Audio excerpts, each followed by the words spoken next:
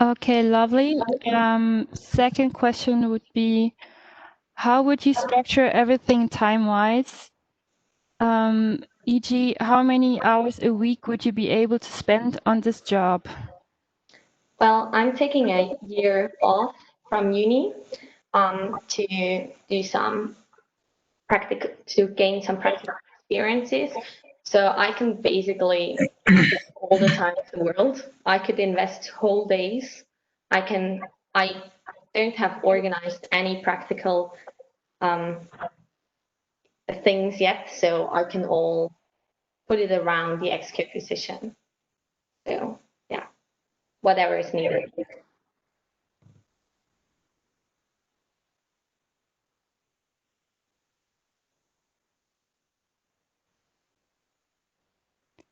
Okay, thank you.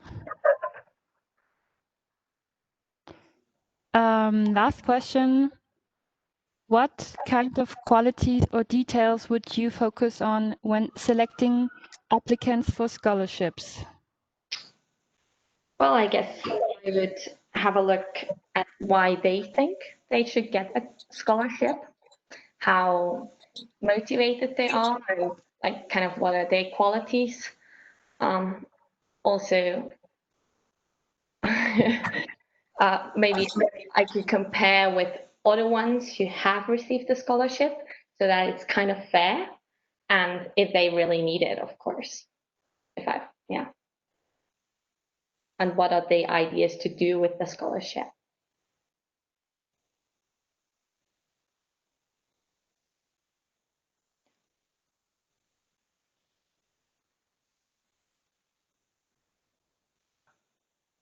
Okay, Jasmine, thank you. Would anyone from the GA like to ask a question? Please raise a hand.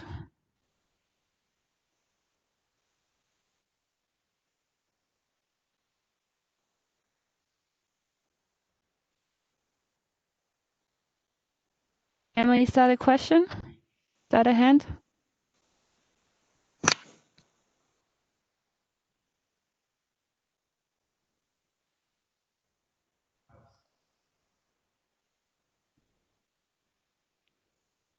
Okay, you can ask question, guys. If not,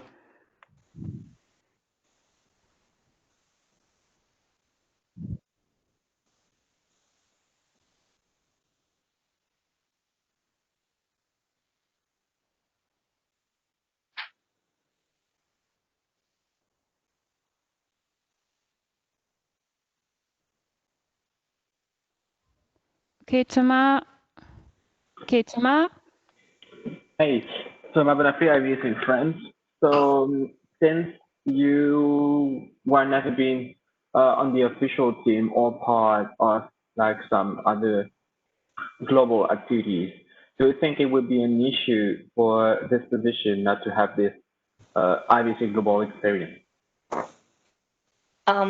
Good point. Well, I was really thinking about that because I couldn't attend any other ISA Congress before. I knew that might be an issue, but I contacted Laura, our former DAD, and she basically directly became a DAD as well without going over the step as a secretary. And she told me it's just a bit extra work, which I'm more than willing to give into, and which I'm also having more than enough time for. And then you're on the same level, and I'm sure I'm gonna catch up, and that's not gonna be a big issue. It's yeah. Okay, thank you. You're welcome. Okay, thank you, Thomas. Does anyone else have a question?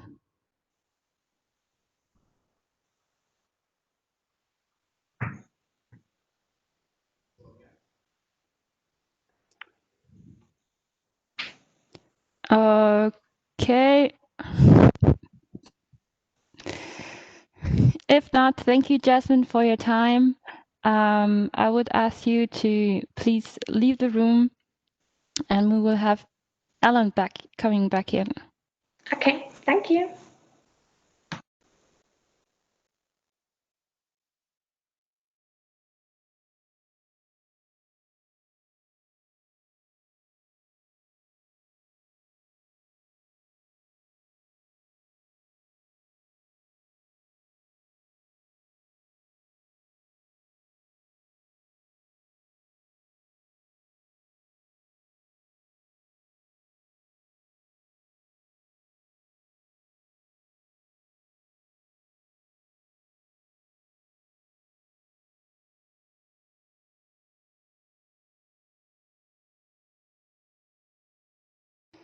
Okay, Alan, I can see you're back in. Could you? I'm gonna unmute you. Can you hear us? Yes, I can hear you. Can you hear me? Yes, perfect. Okay, perfect. So, my first question is, what are your best qualities which would make you fit as a DID? Yeah, so currently, as a secretariat, I discovered that I'm very passionate about helping others, especially universities who apply for donations.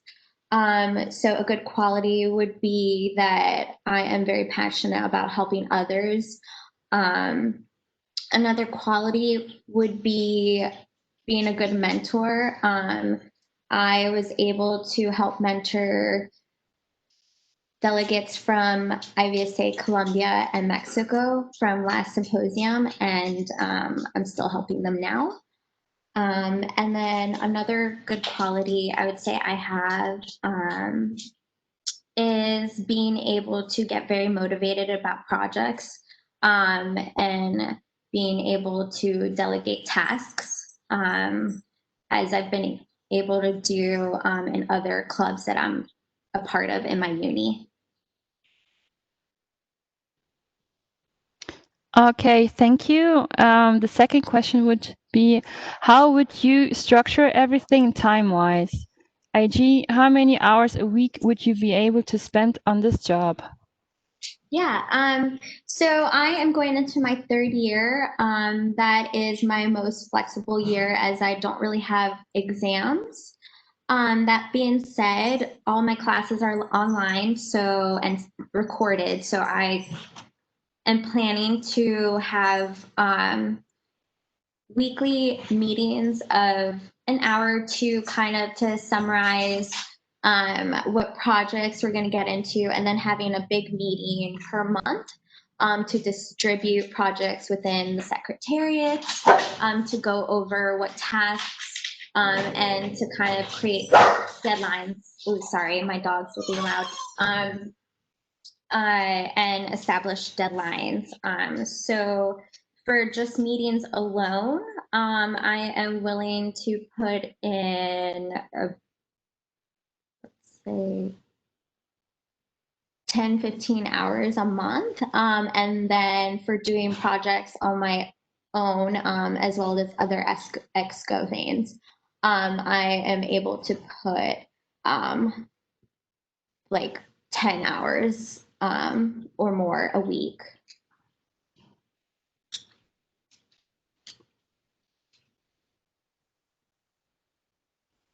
Okay, Alan, then your last question. What kind of qualities or details would you focus on when selecting applicants for scholarships? Yeah, so that was kind of something that came up when we did the scorekeeping. I was in charge of making score sheets and kind of trying to establish which qualities I felt were very important to kind of be able to pick out applicants for scholarships. A lot of qualities that I picked were how involved individuals or MOs are within IVSA and global. Another quality was support from university and motivation letters. And also another quality that I looked for was just seeing what they planned to do with funding. or the scholarship money, and kind of like what dedication they would bring later on to Ivsa events.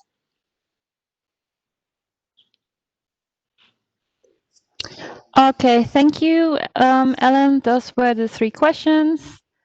You can stay in the room if you want, and we will continue with External Relations Officer. Okay, should I mute myself? Yes, please. Okay. Okay, we have Andreas who is here. Is Nicole Hartman?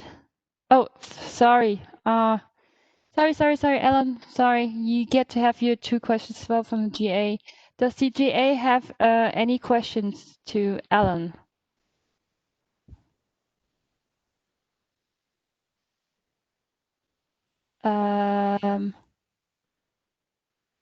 Okay, Daniel? Daniel Lund, Ivsa, Denmark. Ellen, being elected ExCo requires a lot of time, and as you already said, you have a lot of ideas. But having a lot of ideas means you easily get sidetracked from doing specific projects. So are there any specific projects that you would like to work on during this term? Yeah, so that's a good question, because right now we have one project that's kind of been sitting since Charlotte had the position, and that would be the Ohio State textbooks. That's one thing that I very much want to focus on as soon as possible, to kind of get that going, because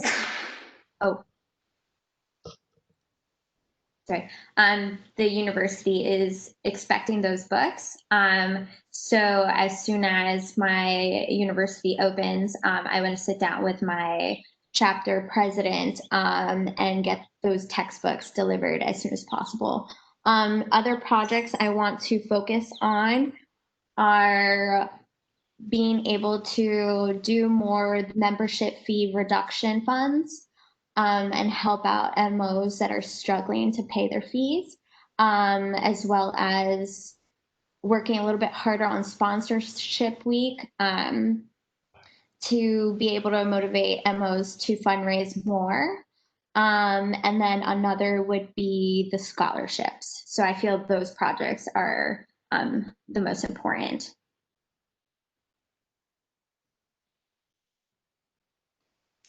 Okay, thank you. Does the GA have another question for Ellen?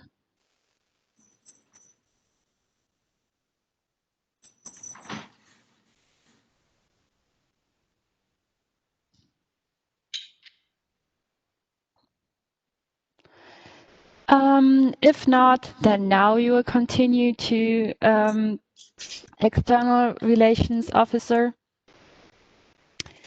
So those candidates are Nicole, Lurgen, and Andreas, who are all here.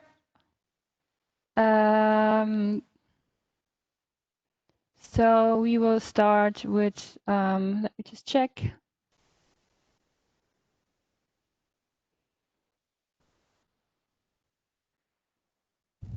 We will start with Nicole, ladies first, of course. So can Lurgen and Andreas please leave the room?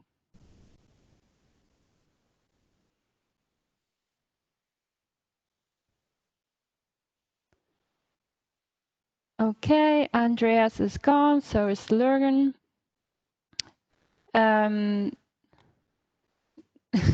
Nicole, could you please raise a hand, or I find you on. Okay, great, awesome. Hello, Nicole. Okay. Yes, I can hear you. Okay, perfect. Okay.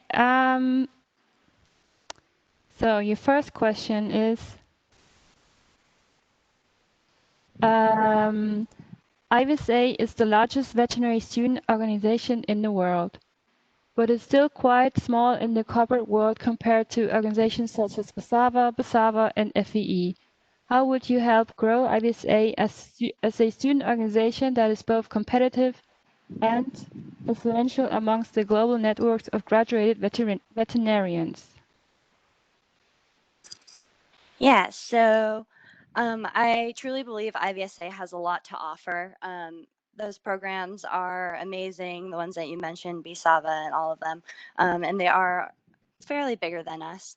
However, I think that we provide a different outlook on things, being so international and being able to see how the structures of veterinary medicine works among different groups of people, and we're a very diverse group of people. I really hope to get that message across as we meet partners, meet sponsors, develop those contacts. Whenever we go to conferences or anything like that, just being able to get more involved and get our name out there. Even in my daily life now, I frequently talk about IVSA, and I know that I've only attended one symposium, but it was really amazing the impact that it had on my learning just from that initial experience, and being able to spread that to others and really get the word out there that this is something that people should be a part of.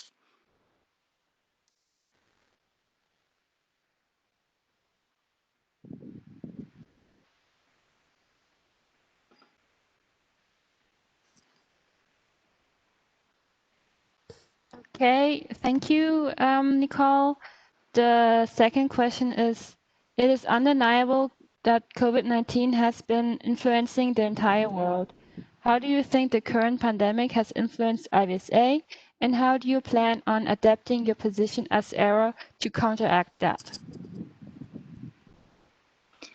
So I have thought a lot about this as well. I know that IVSA depends a lot upon its sponsorships and being able to get those sponsorships from people and the money in order to ensure that our programs still function and we still run.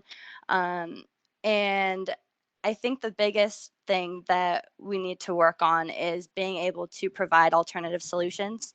So one of my ideas was to create a think tank amongst other ExCo members as well as general IVSA members to come up with those solutions and different ideas, such as webinars or weekly meetings, and trying to still give the benefits that these groups are looking for. I know that they as well might be struggling financially during this time with a lot of the economies being shut down. So that's also something that would need to be addressed, talking to our current sponsors as well as partners and looking into future sponsorships and partnerships, just making sure that they know that what they're investing into us will also be given back to them, whether that's making a difference on the work experience in the work field and us all having that partnership and working together for a better veterinary world, or even just a better world in general. I know that a lot of our members also look into animal welfare, One Health, all of those different things. So it's really amazing to know that we have that impact and can make that difference. So being able to talk with those individuals, address their concerns, really listen to them and address the problems and come up with new ideas that hopefully will remain important and desirable in the future, as basically benefits of trying to invest in IVSA. Thank you very much. Then the last question. Long-term partnerships contribute massively to the financial stability of IVSA. How do you plan on ensuring our current short-term partnerships evolve into long-term partnerships? So again, elaborating upon my plan to come up with alternative solutions for these groups, I think just giving them the time to discuss and brainstorm solutions as well that they might want to see is important. So while I might be suggesting alternative ideas, talking to our partners, our short-term partners at the moment, and trying to evaluate their points of view and what they would like to see from us is also very important. So I would obviously love to talk with all of them, try to convince them that we are still worth their investment, and really try to progress that into a long-term investment where they see the benefits of their investment in us and know that what they're putting into us, they can also get out, and they'll see just the impact that it has.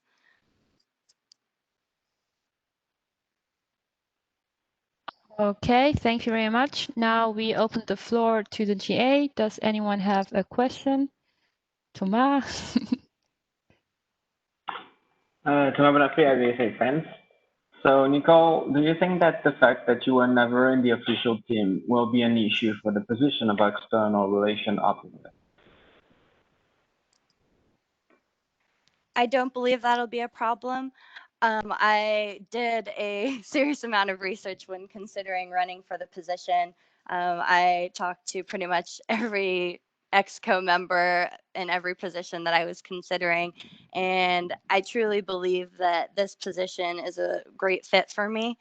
I know that I am lacking experience, but I believe I'm a quick learner, and I believe that I can work really well with Meryl during the handover in order to learn what is required of me and necessary from my end. And I always get my best. I always put in 100% for that. And just trying to make sure that IVSA gets the best and what they deserve as well. I truly am working for IVSA and not any of my own personal goals. And I also have a lot of other experiences. So while they're maybe not related to IVSA and its structure itself, I believe that being able to learn the structure quickly and having already set skill sets that I've learned from other positions will really help me to be really great in this role.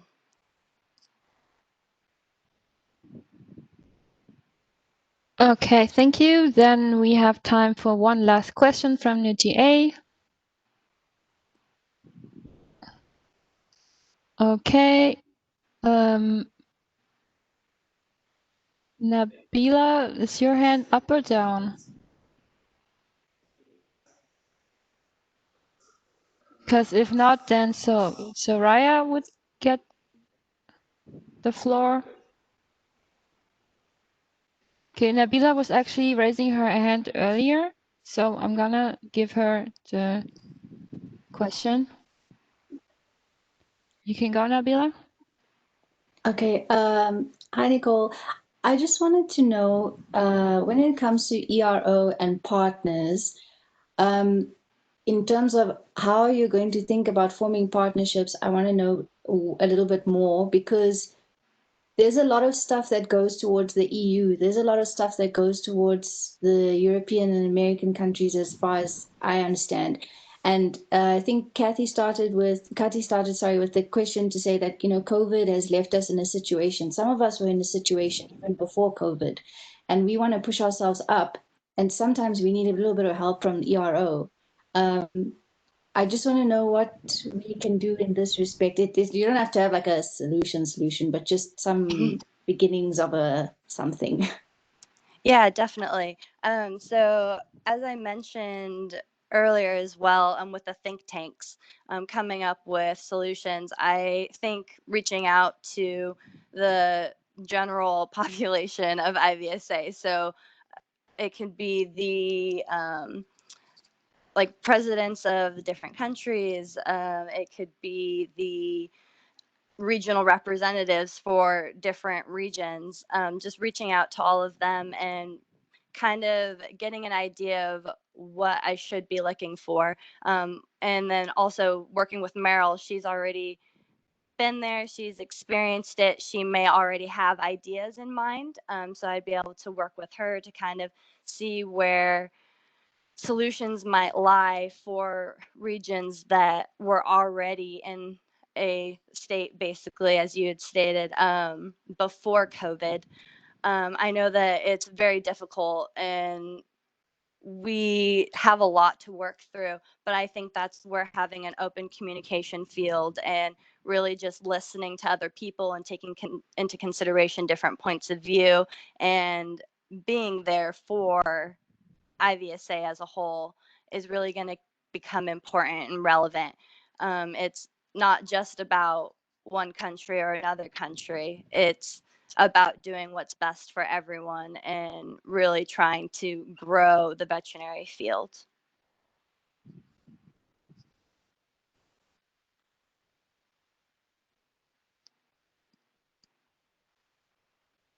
Okay, Nicole, thank you for your time.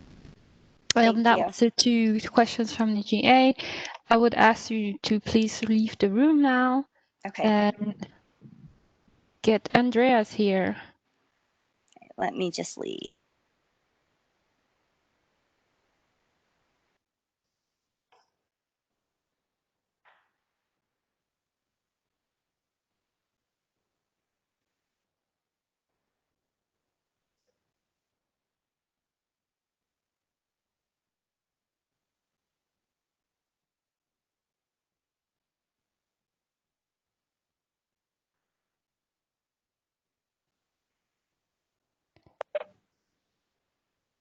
Okay, Andreas, Mm, can you hear us? yes, I can. Very good. So here's your first question. IVSA is the largest veterinary student organization in the world, but is still quite small in the corporation world compared to organizations such as WSAVA, BSAVA, and FVE. How will you help grow IVSA as a student organization that is both competitive and influential amongst the global network of graduated veterinarians? Okay, so as far as I have seen in the past, when you want to do a new corporation, what you have to do is to do the first step. This it was the previous year in October. So when I had the first meeting with the FMSA, we didn't have in the past any other meeting. So I texted them and I told them we would like to have a meeting with you. And then it starts like this. So they were interested, but they didn't know that we are. The same happened with many other organizations during this past year. I have this feeling that people out there, they want to cooperate with us. They will take advantage of that. And all they need is to us to do the first step. So I think that when I get in the position and when I have the opportunity to do this work, the first step is to reach everybody of them and see if they're interested in a meeting to have a start to do cooperation. I think that this is the way that we do it. In the past, I had also some contact with IFMSA, the same position, I mean, from ExCo of IFMSA, and they told me that they're moving this way because IFMSA is much bigger organization than us, so I take some advices from them. Just this. I hope the sound is clear. Yes, I understood everything you said. Okay, thank you. Okay, here's your second question. It is undeniable that COVID-19 has been influencing the entire world. How do you think the current pandemic has influenced IVSA, and how do you plan on adapting your position as Aero to counteract that? Okay, COVID is a big topic. So when the COVID started, we had a meeting with all student organizations through Ivsa and World Health Student Alliance that I created, and I asked them to discuss exactly this thing what you asked now. So what we saw is that mainly in IVSA, from IVSA part, is that the problems is mainly on our events. And we have also some other problems with MOs locally and international campaigns that will run slower, but the main problem is the events. The same problem is that the big organizations that we want to cooperate with face the same problems. They don't have events, as I don't have their general assembly now. So that will affect us from the perspective that our sponsors and partners would like to come and present in our events, or they would like to see us in their events and there to have a time to interact or with us as ExCo members or with our members from, I mean, every member. So since we don't have this chance now, I mean, for sure, all events are cancelled until the end of this year. I think that a good way is to recover this problem is to have meetings separately with each one of them. I think that now that they don't have their events, they have more time to work and have some meeting with us. So it will be a nice place to interact. As for their promotion, because they need promotion, that's why they are our partners. They are gaining something from us. There are also some other ways to make their promotion. For example, Purina didn't have the opportunity to come in our event like right now in this online day, but they had the opportunity to share materials in our journals and other campaigns that we're running.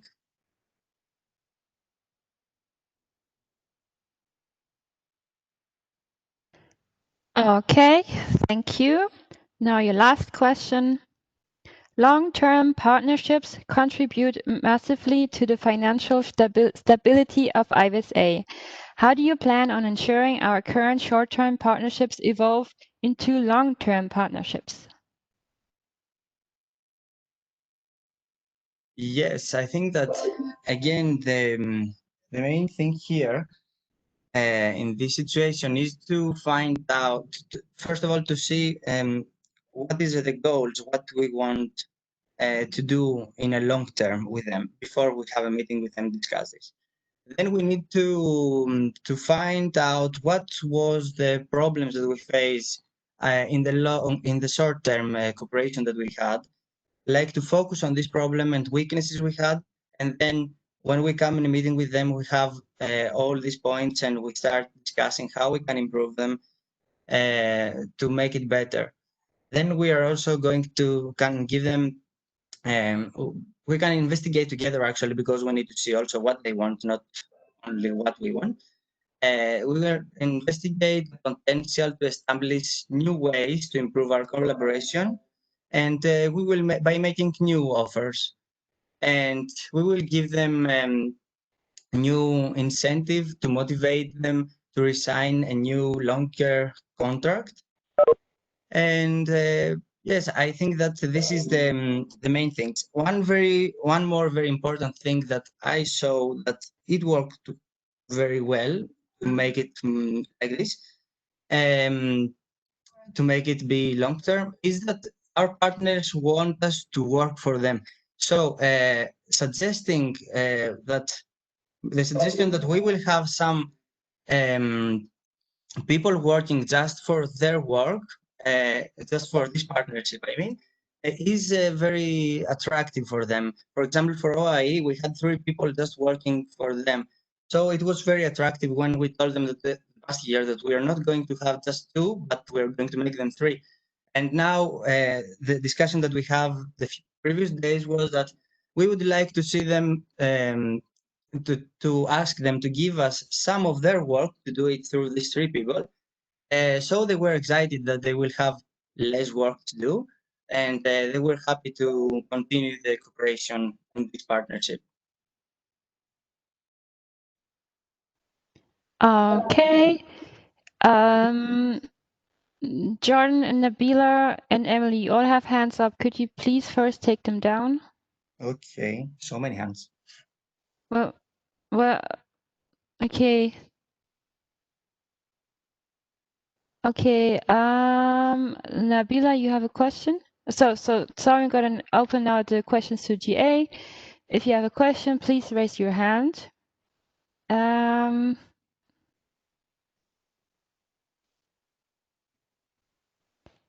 Okay, we have 3 questions. Nabila,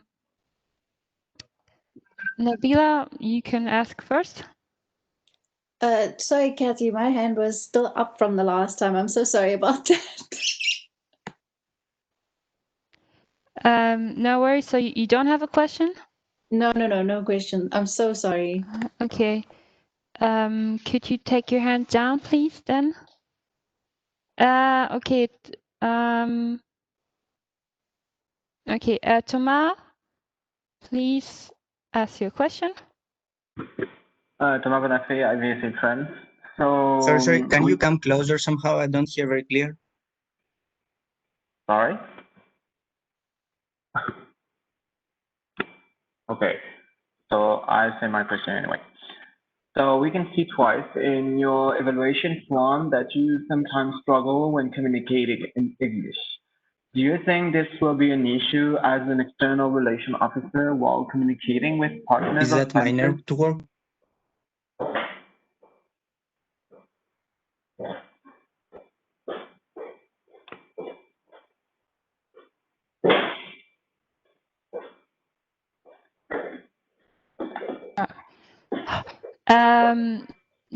Andreas, are you struggling to hear Thomas?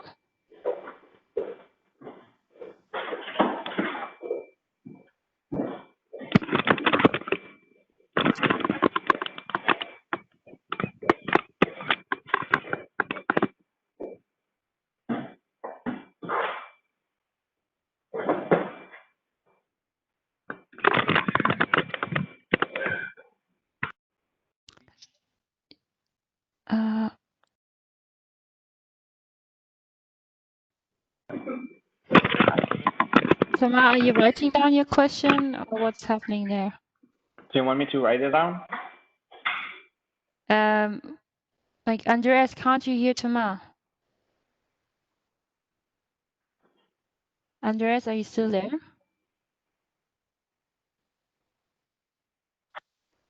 Okay, I think Andreas is struggling with the internet connection.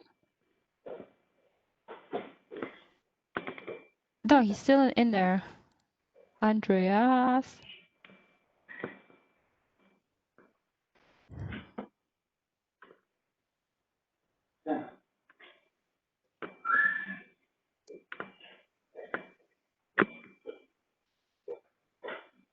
Andreas, can you hear us?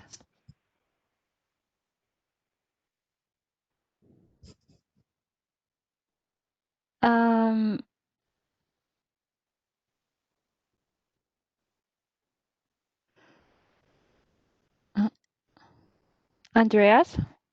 Okay, you unmuted me. Sorry, my connection failed. Sorry. I didn't hear the question of Thomas. Okay, Thomas, we're going to try this again. I'm sorry. Thomas, please state your question.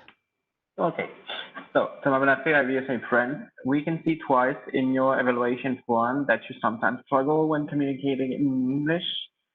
So do you think this will be an issue as an external relation officer while communicating with partners and sponsors? Okay, thank you very much for this question. Because the previous time that I had to be in elections, I didn't have the chance to answer that. So I was thinking of that too. This year, the previous year, that I was not sure if I will make it. So I was trying to find out other ways to communicate with people that I have to cooperate. So this will be okay. I'm not muted. Sorry. Yeah. So this past year, I realized that it's not difficult at all. I mean, I saw myself communicating. It's not perfect, but I can communicate and I can do the work as our partners want. So since it worked with all these partnerships that I did the previous year, I think that it will work the next year too. Since the experience communication even better, especially when it's for language things, then I think that one more year of experience will make it even more better. So I don't think that it's a deal.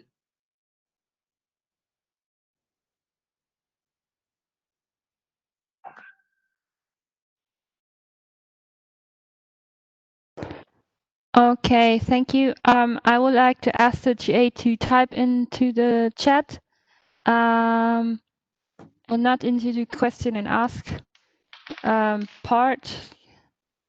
Okay.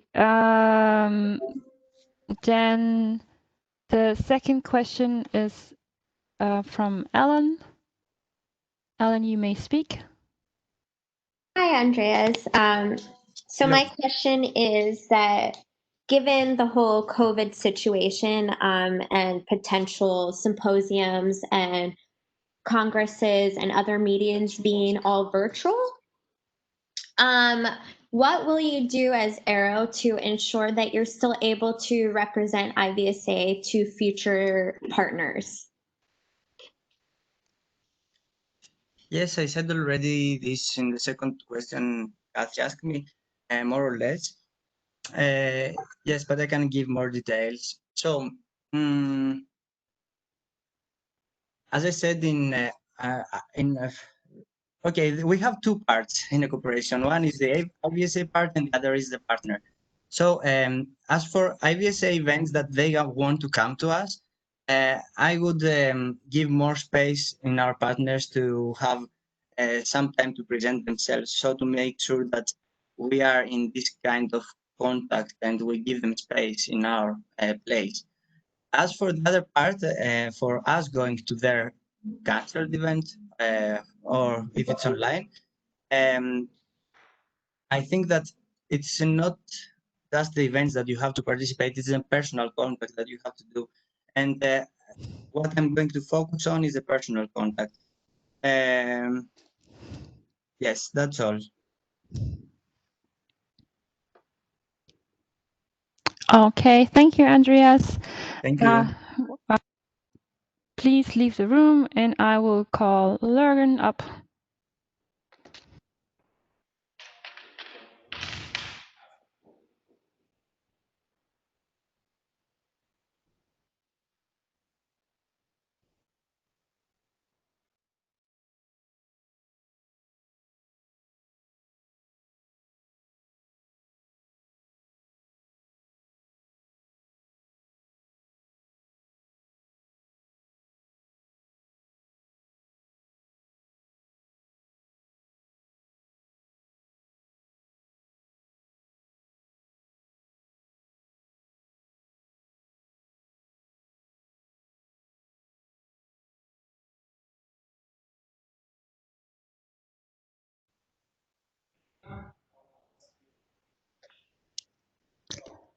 Lurgan, are you in?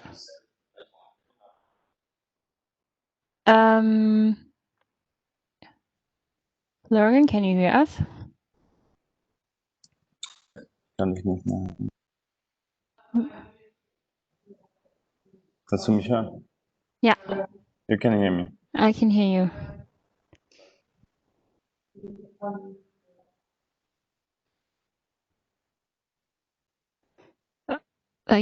Yeah. Okay, thank you. That makes more sense. Okay, Lurgan. Your first question is, ISA is the largest veterinary student organization in the world, but is still quite small in the cooperation world compared to organizations such as WSAVA, BSAVA, and FVE. How will you help grow ISA as a student organization that is both competitive and influential amongst the global network of graduated veterinarians? Okay. I think the issue that IVSA is rather small, but association, we can help by the organization, like we did for the policy the position statement with IFMSA. So instead of only 40,000 almost 40,000 members. We were representing 1.4 million members. So this could help us to have a better reach out and get to know more platform actually to contact also other organizations to present our work on their events, like we did with the position statement.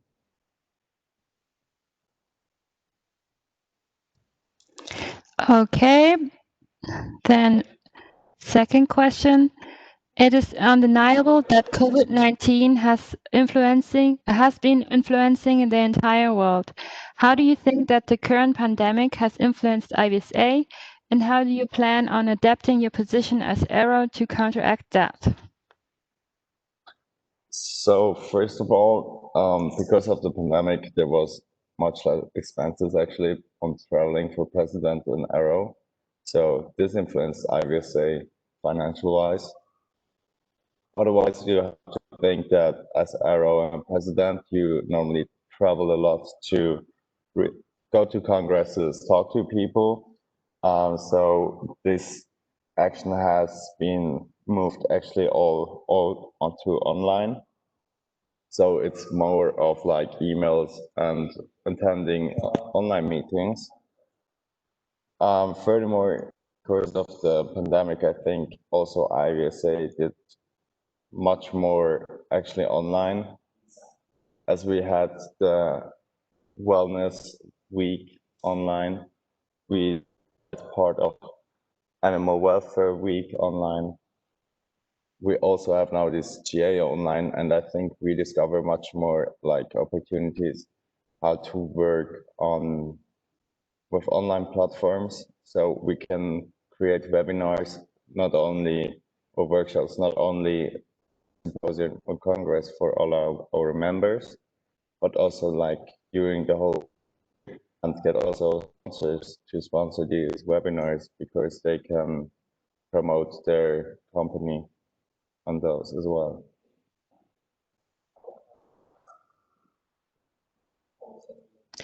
Okay, last question. Long-term partnerships contribute to the financial stability of Ibsa.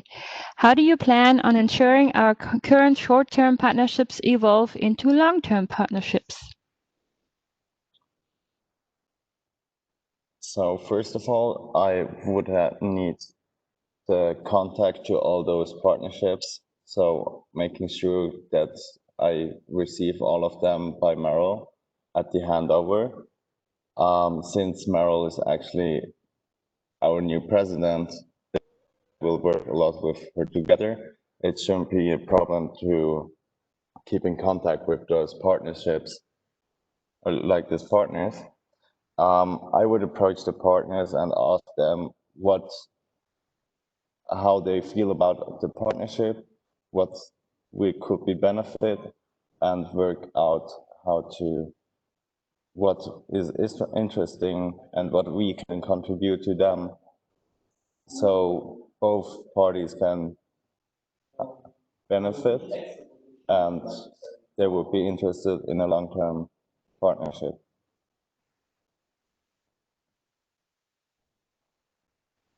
Okay, thank you. Those were the 3 questions. Now we open the floor to the GA. If you have a question, please raise your hand.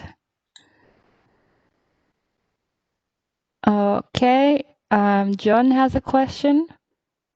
John, you can go. Hello. Yes. Hi, Jordan Egan, Ivsa UK and Ireland. As I was previously on ExCo, I had a first-hand seat of what it's like for an external relations officer, as Brandon fulfilled that role. It is a very demanding job being on ExCo. It requires immense amount of time, organisation, lots of emails to lots of people, and often you don't get a response and you have to remember to chase them up. So my question is, how would you tackle this challenge and manage your time effectively? Because I wanted to know if you've ever had failed an exam before and had to resit an exam, because you don't want to cause detriment to vet school or your role on ExCo.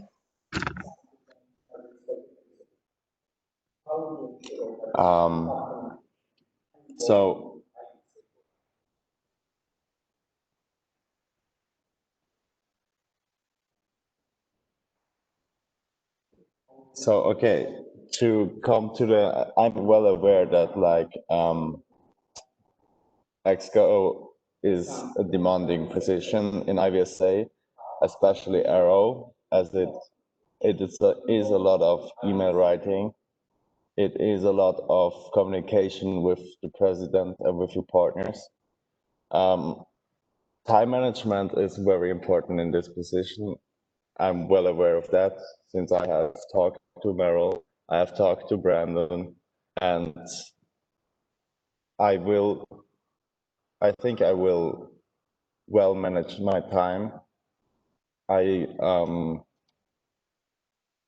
also this year was very involved in IVSA, and I managed to do my exams. So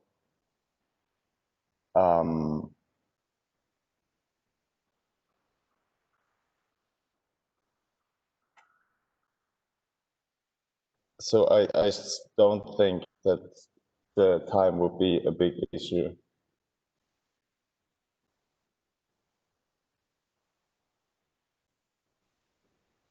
Okay, thank you for your answer, Lauren. Does anyone else have a question for him?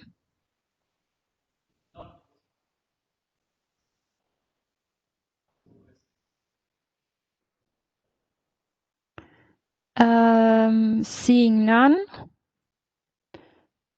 we are done with Arrow. We will continue with the member organization director. Those nominees are Nabila from Ivsa South Africa and Miran from Ivsa Iraq. I would ask Miran to please leave the room. And let's okie dokie. And Nabila, can you hear us? Yes. Very good. Here's your first question. As MOD, you work very closely with your secretaries and ExCo. Do you have any experience with being in a leadership role or team setting? Thank you, Kati, for the question. Secondly, I'm very sorry for you chirping in the background. I cannot control this thing. Okay, so leadership-wise, I've got quite a long, excuse me, just give me a second. I'm so sorry. Okay, leadership-wise, I've got quite a long history. I was on the Residence House Committee of the residents at my faculty for a year. I was on the Student House Faculty House Committee for 2 years, where I led community engagement. I was then the chairperson after that, and this year I am the president serving in an advisory capacity. I am currently the vice president of IVSA South Africa. Stepping down now as the OIE Junior Ambassador. I can't think of what else. And I've been on roughly 7 other student clubs and societies during my time at the Faculty of Veterinary Science at my university. So leadership-wise, I don't think I have an issue. That's why I think I've learned a lot in that time with how to deal with different people, whether I like them or not.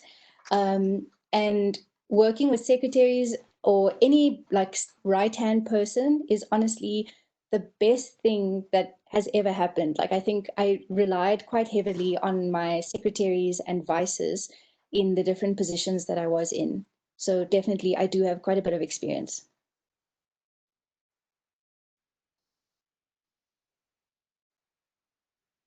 Okay, thank you, Nabila. Kati, Then, sorry. yes. Can I just add one more thing? Okay. Sorry about that. Just in the reverse aspect, not in being in that position of leadership, but being the secretary of SGO allowed me to also see things from the other side, where I took instruction from my chair. But the nice thing was we had such a relationship where it wasn't really about rank, it was about helping each other get to where you needed to get to and filling in the blanks for each other. So yeah, that's it. Okay. Then your next question is, as there are multiple tasks to be done, how will you cope with delegation of work? Okay. So currently, what I usually do is, because I've also always got something or the other going on, I always keep lists. Lists, whether they're digital, whether they're written, lists help me to get to where I need to get. That's the first thing. A lot of what I do relies on me working with other people. So very little of what I do is actually solo work. And I think there's a bunch of delegates that are here today that have worked with me in the course of this past year. And it's about being very clear about what you need to get done and when. So I think also I don't really leave things up to, leave things sitting in the air for, oh, let's just wait for somebody to pick up a task and do it. I think what's most important is to say, hey, this needs to be done. Let's make a note of it. Let's have a due date. Be a little bit more systematic about that. And where you can be flexible is just consider, you'll as MOD, you'll have a team that works with you. You can consider the types of personalities they are, where their strengths are, their preferences, and use that to help you delegate to the people who can sort of execute these tasks as best as they can. Okay, thank you. I think, Nabila, your WhatsApp is on in the background. Would you mind Okay. muting it? Okay. Thank you. Sorry. No worries. So last question is, what are your ideas for development of newly established ISA regions? Okay, so I think my idea, I don't want to be that person as MOD, if that's the position that I do get, to come through with the ideas. The first thing is to have a well-established new MO. It doesn't make sense to come through with all these huge, brilliant ideas, but the functioning is not great. So I think there needs to be this initial nurturing, which I saw Anya do with the regional reps this year. So just to make sure that they're on their feet, make sure that, because we have seen quite a lot where MOs aren't sure of stuff but still won't ask, or aren't sure and decide to handle it internally without asking for that extra assistance. So it either gets left or not handled correctly. And that would be the first thing for me to sort out, is to just make sure that everybody is okay, there's smooth sailing.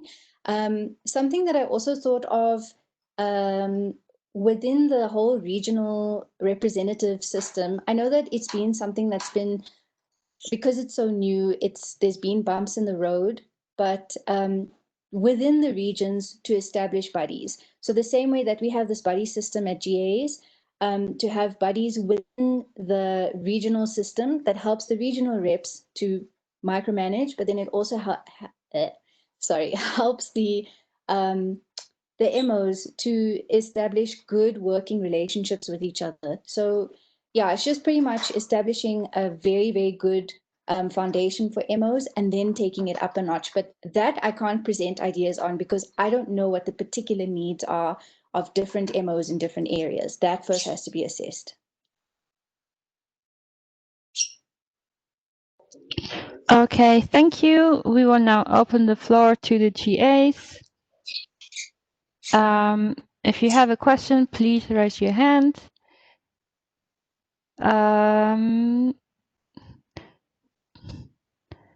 Jordan, you can state your question. Hi, Jordan Egan, IVSA UK and Ireland. I didn't have the pleasure of meeting Nabila in Morocco, unfortunately, but she shared her thoughts about some unique discussions she had in Morocco, and I would like for her to elaborate on how she thinks we can reach out to MOs who struggle to get to these events and struggle to become active. Okay, is it fine if I answer, Kati? Yes, please go. Okay, so this was, I don't know. Hi, Jordan. Thank you very much for the question. I don't know if this was the exact same thing that Jordan's referring to. However, it's something that actually I worked on in terms of when I was looking for my own sponsorship to get to Morocco. I found a company that was willing to open up talks to sponsoring African students to come to more international events because we need more representation there, and it needs to happen like yesterday. And what we were working on was the beginnings of sort of like a mentoring program of this the students that are sponsored. They will work with like a certain student, and for example, like say for example, everyone was going to the symposium in Morocco, and here are a bunch of students that are being sponsored. You link them up. They sort of get coached on how to carry themselves at these events, how to voice certain things, not what to say, but how to say it so that it comes across as effectively as possible. And just to make the most of their experience there, then also because they're being sponsored, it would just make sense for them to have some kind of feedback that they can give back to the sponsor to say, look, this is what we did. This is what we discussed. This is how, it went. And this is how I felt about my experience. I took it then a step further and spoke to the sponsors and said, hey, why don't you think about this long term? Because I think, as we mentioned previously in some of the other rounds of questions, we need to have long-term development and long-term establishment of relationships with partners. So then it would be, hey, listen, we need certain members to get exposure overseas or outside where they can develop skills they may not necessarily be able to develop at home. So instead of just looking after them when they're students, why not see if you can mentor them and have them, hands in your clinic where they can develop skills. They can then go back and they can contribute to the development of the communities they come from. So it was a very long-term plan. It's just, thoughts in the air. But something very important, because skills development is something not all of us have the privilege to have access to, even though we're all attending tertiary institutions.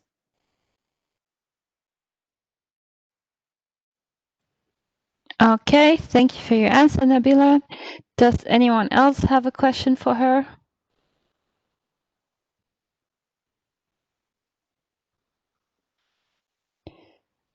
Seeing none, Nabila, I would like to ask you to room. Thank you very much for your time. And Miran comes up next. Thanks, Kathy. You're welcome.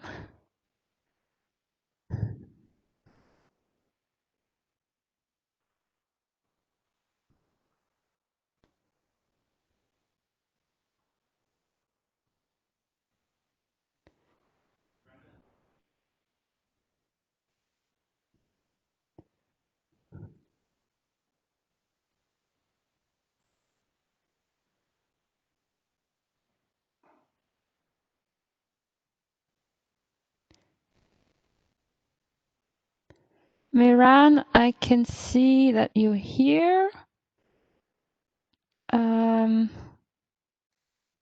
Could like could you maybe raise a hand or something? Because I can't unmute you.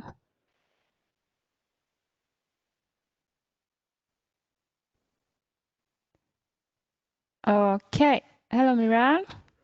Hi, Kathy.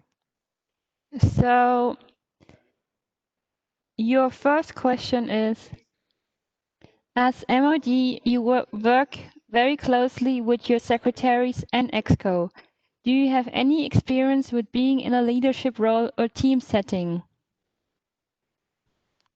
Okay, so yes, my answer is of course yes, since I was the coordination of the regional representatives to check up on them each week, or let's say sometimes in the month. And yeah, I was about to check about their tasks during the month and what will they need from me or the MOD herself. And being the only secretary to the MOD position made me to think more about the position and run for the position. And I learned so much from the current MOD herself. I was one of the most, let's say, active secretaries in the meetings. I took minutes of the meetings with the regional representatives and some of the MOD team meetings. So I think I can be friendly with them as much as possible since I was like that this current team. And yeah, by having, let's say, coordinating the regional representatives, I was about to communicate with them, like I said, frequently during the month. And I think my communication skills are much more better and improved than last year for sure.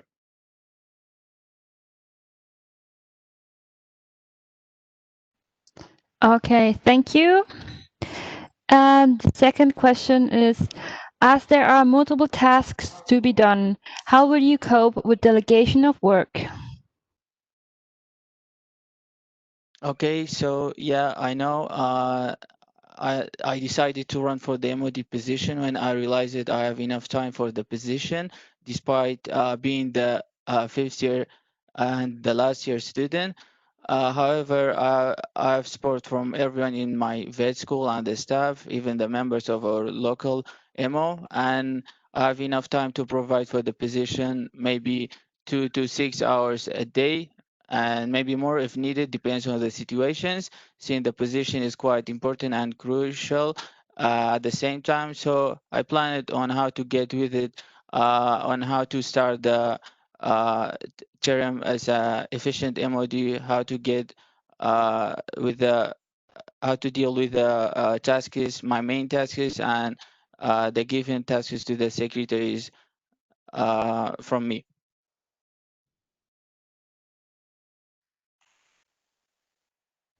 Okay, thank you. Your last question is, what are your ideas for development of newly established Ibsa regions?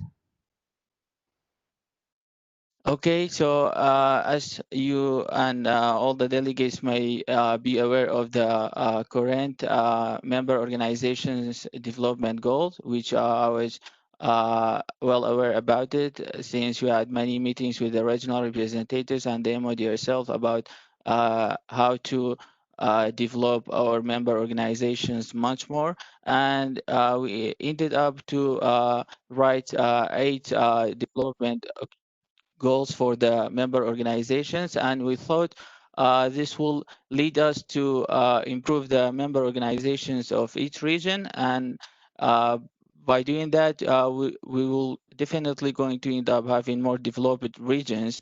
And I think for the upcoming term, one specific task that I would like is to connecting the MOs of each region and to make a connection between the regions themselves. So by doing that, I think IVSA is going to look more improved than previous years.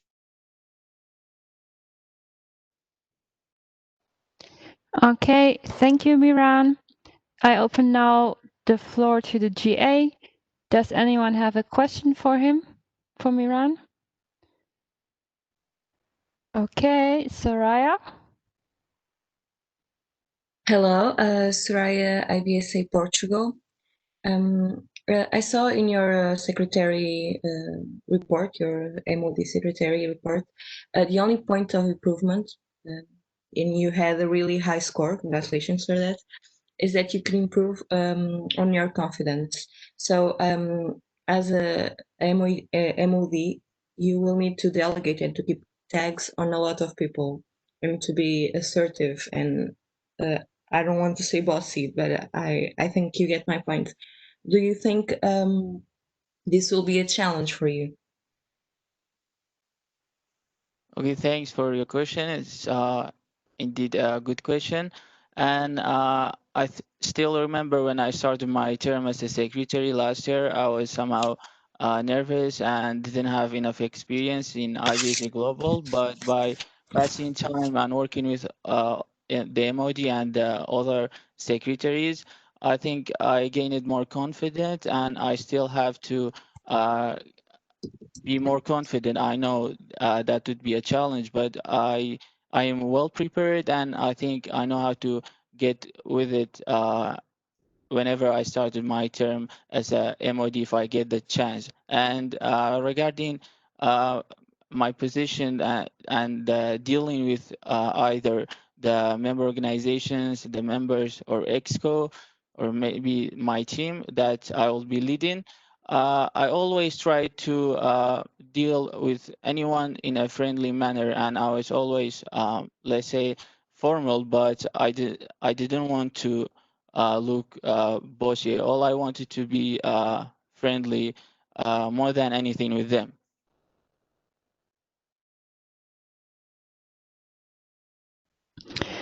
Okay, thank you for your answer.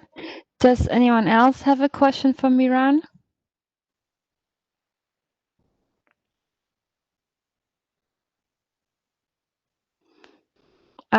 Seeing none, thank you, Miran, for your time. I have been informed that Dara is here now, so we can go back to the committee coordinators. Okay, thank you, Kathy, and the whole election committee for the hard work. Yes, thank you for your time. Thank you. So we're gonna start, let me think, let me see. We're gonna start with Dauda. Can everyone else of the candidates please leave the room?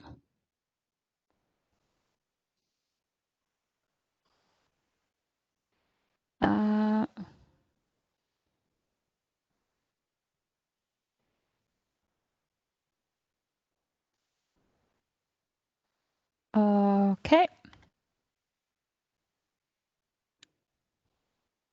Hello, Dauda. Can you hear Can us? you hear me now? Yes, we can hear you. Okay. Thank you. Okay. Are you ready for your first question? Yes. Thank you. Okay. In your opinion, what are some of the essential strengths and skills that the CC should have? Okay. All right. Thank you for that question. I think since you're going to be dealing with about 6 committees and the administration of these committees in particular, so you need a very good organizational skills, and you need to be patient with them because the committees are not moving at the same pace, and you really need to be very updated about what the committees are doing at any point in time. So you'd be able to know exactly how your communication with each committee chair and probably even the committee members would be. 1 second, And Dahlia. It has been noted that if you could speak up, please. okay, what about now? That sounds better. Maybe just Oh, start from the beginning. Sorry. okay, okay, no problem. Is it better now? Yes. Oh, okay, good. So I was saying, you're going to deal with about six committees in particular as we speak. So it's trying to be good communication and organizational skills so that at every point in time, you would know where exactly a committee is when it comes to new projects, old projects, what they want to do, and you'll be communicating with them at their own pace. And a second thing you would need is a good understanding of human behavior, level of activity, and all of that, so that you would know exactly like the temperament of each chair, how you communicate with them effectively, and how they'll welcome your ideas and all of that. Because 6 different people from 6 different regions might not really have the same level of understanding, temperament, and all of that. So a committee coordinator also needs good understanding. And thirdly, you really need to be friendly. You're dealing with, just like I said, 6 people from 6 different regions probably, and even their committee members at some point. So you need to be friendly in order to be able to establish a common ground with them, so you know what exactly is going on in their committees, how you can help, and how you can achieve the overall aim as a committee coordinator. For me as a person, what I'd like to achieve is to bring the committees and their activities closer to IVSA members so that IVSA MOs and IVSA members will be able to execute this project to benefit their members and probably their communities around them. For example, Standing Committee on One Health organizes campaigns, and if, let's say, an MO decides to run this campaign in their MO, in their community, people around them will get to know about whatever they are campaigning about. If it's rabies, they would know they need to vaccinate the dogs and all of that. So I think these three things are very key, and if you have them, you should fare well as a committee coordinator. Thank you. Okay, then your second question is, during your term, you will face chairs being occasionally busy and demotivated.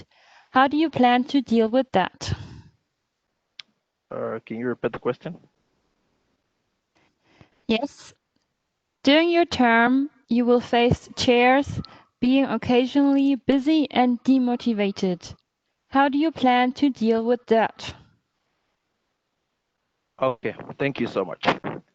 In the beginning of my term as a SCOVY chair, I also faced committee members being demotivated, and I was able to scale through. Know exactly what is needed to be done in that case. What I did was move a bit closer to them, more personally rather than more officially, to know what exactly is going on in their lives and probably to show concern. And that helped a lot. Though on the spot when I reached out to demotivated committee members, they only gave me excuse of what exactly is happening in their life. But the fact that I showed them that I care about what is going on in their personal lives, they came back to Scovy with their full energy the moment they can.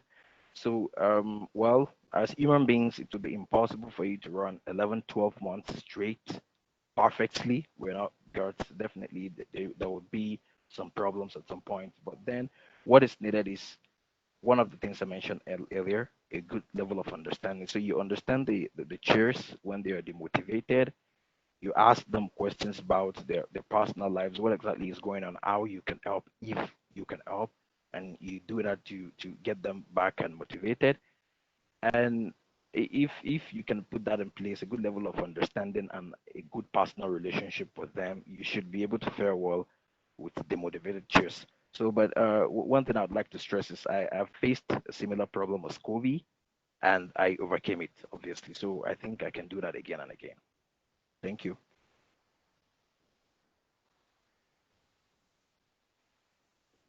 Okay, thank you very much.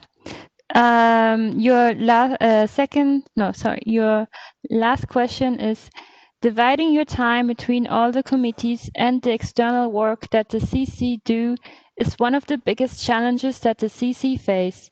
Do you think you will manage that without neglecting any committee, especially the ones who are less motivated about? Okay, thank you so much. I am sorry, I'll still have to refer you back to Scovy. At Scovy, everybody knows we have a lot of projects, and I also brought new ones. So when it comes to running projects or managing the committee chairs, not all the committee chairs.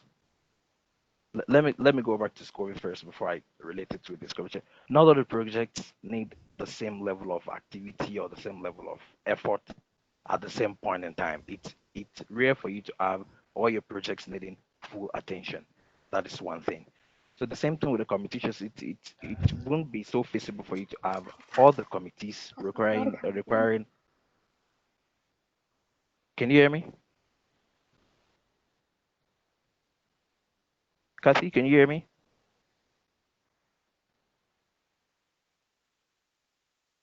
Hello. Daura, hello? Can you hear me? Yes. Okay. So as I was saying, it will be difficult for you to have all the committees needing the same level of attention at the same time.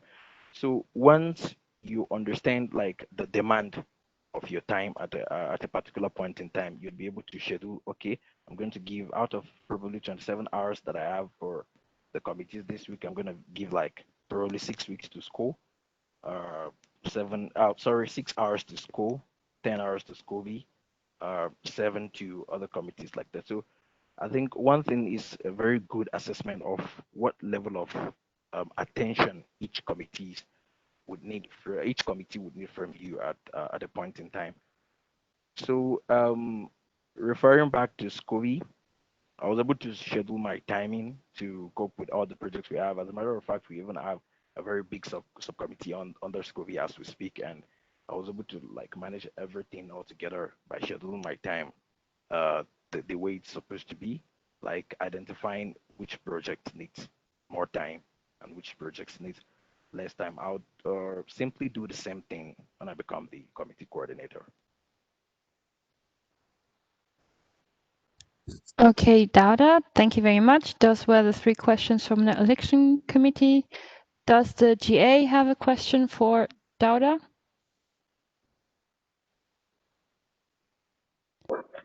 Okay, Thomas. So, Demotivated, obviously, friends, it is written on your performance form, evaluation form, sorry, that you could improve your communication style, which can be quite impassioned and abrasive, and also be sure not to overcommit too many positions and tasks on yourself. How will you manage to deal with these 2 statements? Okay, thank you so much. Um, First of all, I'd like to confess to the fact that I was too serious at Scovy. But being too serious doesn't mean being impatient and abrasive. I deny those 2 points. Well, literally. So I have a proof for that. If I was impatient, you guys must have seen a new partnership that we signed at Scovy with Brief Media. It took me over 10 months of ignored emails and all of that to pull the tree. If I was an impatient person, I would have given up at some point, right? So the reason why I was too serious at Scovy, not impatient and abrasive, the reason why I was too serious at Scovy was when I became the Scovy chair, the level at which I met Scovy would really demand an aggressive level of activity if Scovy would survive the next term. As at the time I became the Scovy chair, Scovy could not afford to spare like just 1 gram of effort in coming back to life because a lot of even IVSA members were asking, what does Scovy mean? You can imagine a veterinary student, an international veterinary student association, having members that don't know what the Standing Committee on Veterinary Education is. So that was why I became too serious at Scovy because of my passion for bringing things back to life and placing Scovy in its right place among IVSA committees and IVS as a whole.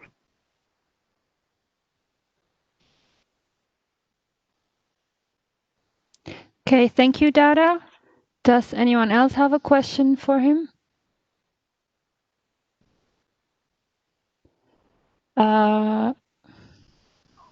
Maria? Can you hear me? Yes. Okay. Maria Natawiria, IVSA Indonesia. What are your plans for IVSA committees projects closer to IVSA members worldwide? And how will you get with them and your team? Okay, thank you so much. So on this, like I said, one of the key things I'd like to achieve as a committee coordinator, is a closer gap, like a if possible, zero gap between IVSA committees and IVSA members. So the first thing I would love to do is to augment the communication system. In the beginning of my time, I tried something at Scovy. I called for standing committees information in local MOs, and I would like to repeat the same thing. I got information about Standing Committee on Veterinary Education in IVS local MOs, who exactly is their president or chairperson, how do they run, at what point do they need our help, what are the activities they're running, and all of that. So after getting answers to all these questions, I informed them that, like, for example, if an MO says they run a lecture, they can use probably IVS available. They can seek our help for materials to develop it. So I was specific with each and every MO Standing Committee on Veterinary Education need, and this is something I would like to repeat if I become the committee coordinator. I'd get to know about, through the committees, I'll get to know about standing committees in IVSA MOs, how they run, what they do, where we can help. And yes, this is obviously a lot of work, but I'm going to have secretaries actually. So I would, with their help, I think this is achievable, because over the years, if you watch, there's a bit of gap between IVSA committees and IVSA members.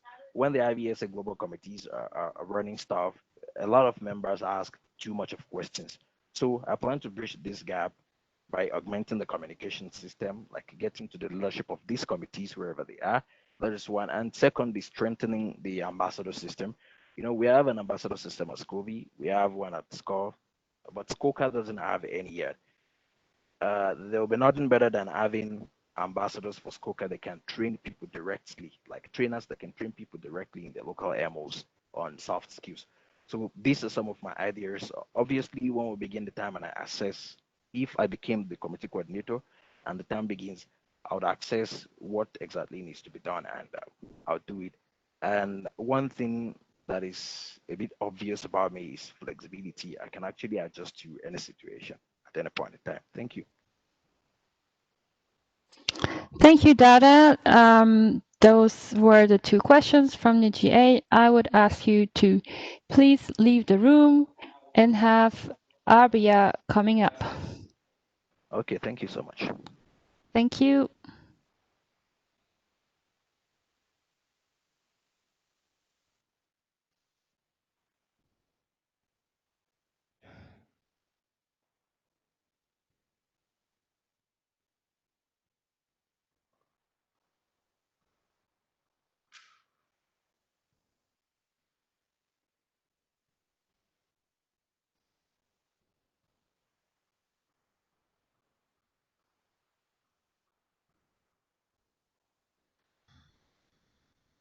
Hello, Arbia.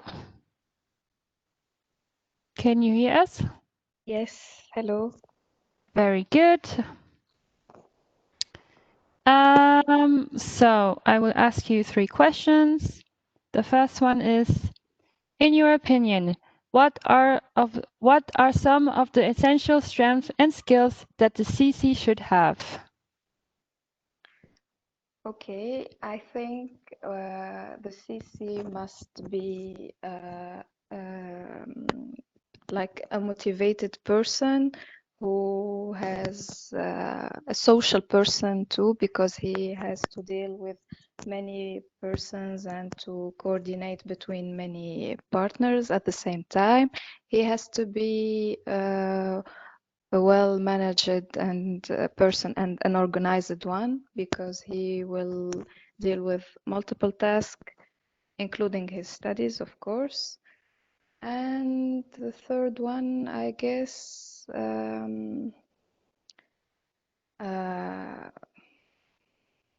is to be update with all the committee's work, and you have to be well organized to deal with all the committee's work at the same time that can be held, so he won't miss anything.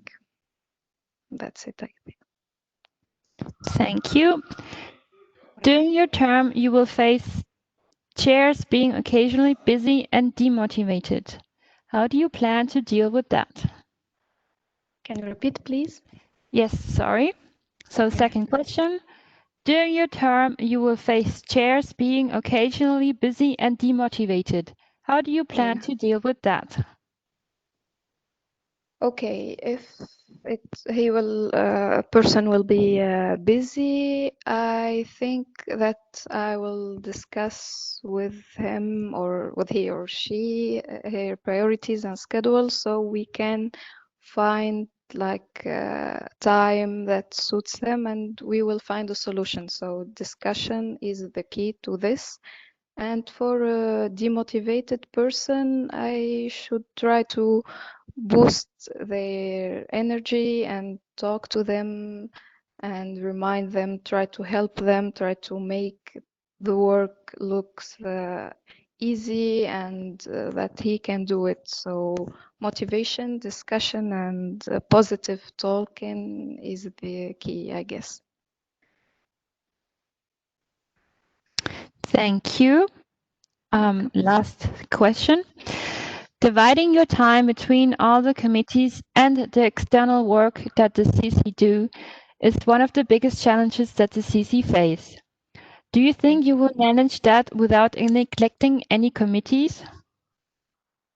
Yes, I will try to do my best. One of the reasons I've chosen this position, CC, to apply for, is that this job is multitasking one. So it's a challenge that I want to live, to be like organized, and I should have good time management, set an agenda, set my priorities, make like a clear schedule during the week to deal with all the committees work one by one perfectly, so I won't neglect one to another, and at the same time that I will be able to do my studies and my exams, do my best at them. So I think being organized is the key to deal with all this.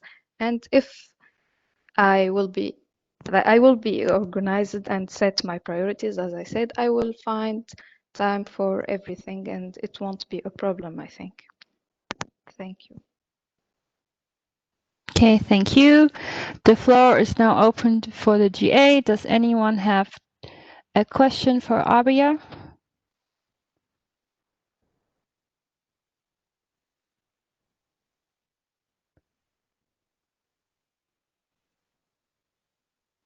Miran, your hand is still up.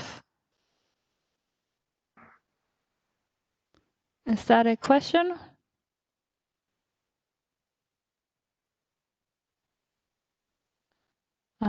Don't think so.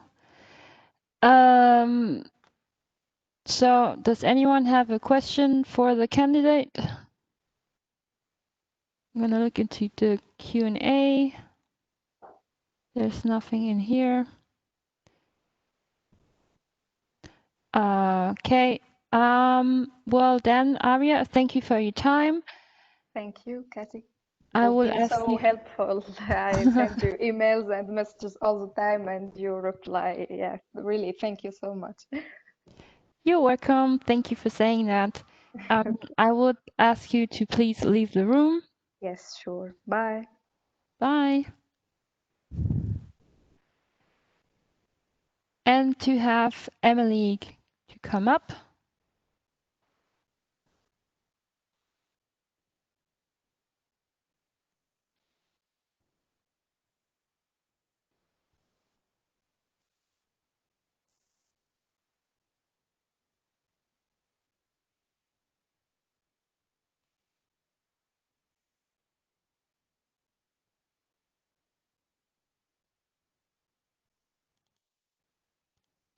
Hello, Emily. Hi, Kathy. Can you hear me okay? Yes, we can hear you all very good. Awesome. Thank you.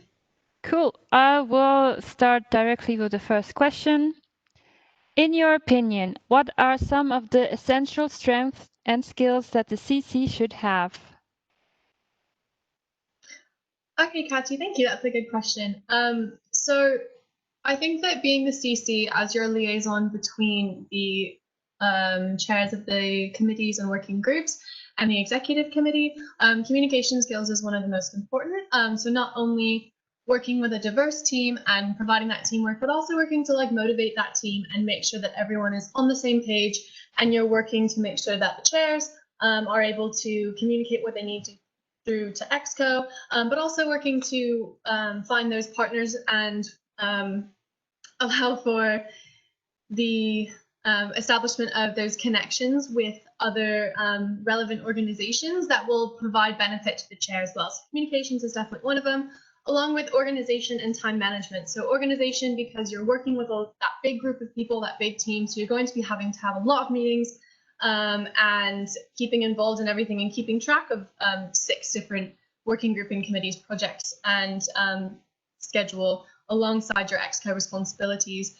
And of course, time management is well explained by what I've said before with having so many meetings and opportunities. So I think those would be 3 of the most important qualities of the role of CC, and I hope that I would be able to embody them.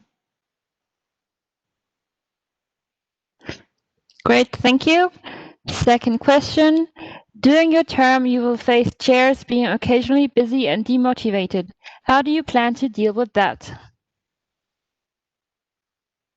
Yeah, that's another really great question. We're all obviously veterinary students, and so being students, we are always faced with a lot of different responsibilities. And I think the most important thing with working to motivate chairs is kind of having those like wellness check-ins, so making sure that everyone is doing well and is prepared for those times when they might be busy. If you can prepare for those times and have a plan for them, I think it will help to prevent any demotivation. And again, making sure you're being very empathetic and understanding, while also providing the support that the chairs would need.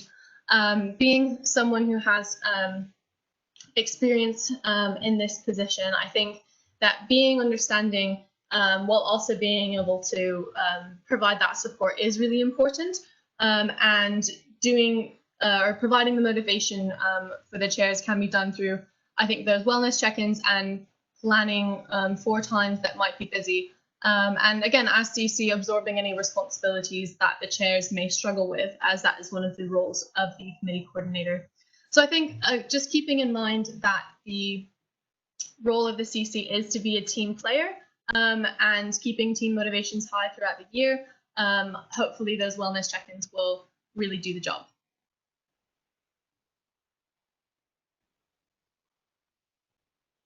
Thank you, Emily. Last question. Dividing your time between all the committees and the external work that the CC do is one of the biggest challenges that the CC face. Do you think you will manage that without neglecting any committees? That's another really great question, as it's really important that each committee gets the time and attention each one of them deserves.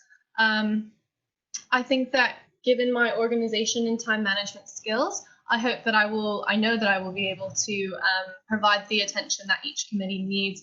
And this, I think, comes through a lot of scheduling and paying attention to when there may be busier times for each certain committee, and always having that open line of communication. So being there for whenever a chair may need something, and that really helps to ensure that committees don't get neglected. And going back onto the motivation part of it as well, ensuring that I, as the CC, would be there to help motivate the chairs and be there so that through their motivation, the committee members will be motivated, and therefore the tasks that each of the committees would like to accomplish are able to be accomplished. So again, creating that really great organizational and team environment will allow for everyone to be in the loop and always be in touch. For example, creating things like schedules where everyone knows exactly when different campaigns are, and different individuals' personal exam schedules and those sorts of things will allow for everyone to stay in the loop and ensure that in times when people may be busy, we will all still be able to stay connected and ensure that, again, no committees get neglected.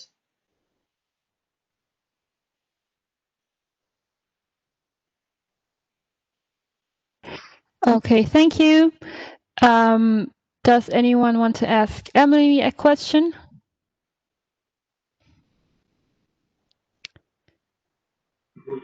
Thomas? Thomas Bonafé, IVSA friends. So I wanted to ask you, Emily, do you think that maybe one or several committees are more important and need more time and more work than the others?